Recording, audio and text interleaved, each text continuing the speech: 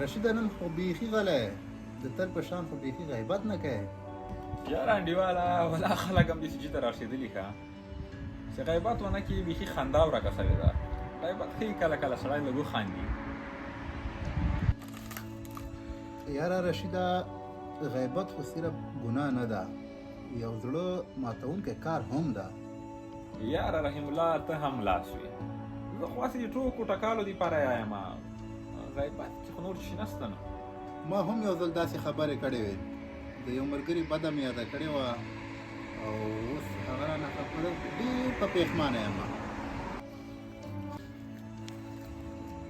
سلام رحیم الله، جوړ په خیر. تېره ورځ تا ماته یوه خبره کړې وه، مې ډېره سخته په زړه کې ولوېدلې ده. تا ماته وویل چې غیبت ښه کار نه ده.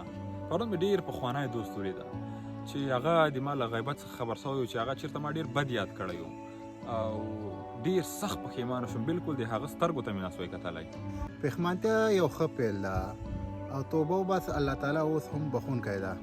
یاره رحیمه زه هم نور توبه کوم او د هیچ چا غیبت نه کوم.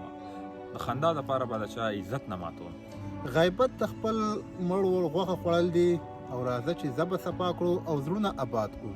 هو زه هم توبه کوم. د نن نه وروسته به که د هر چا یادونه کوم صرف او صرف د خیر دپاره به یې کوم.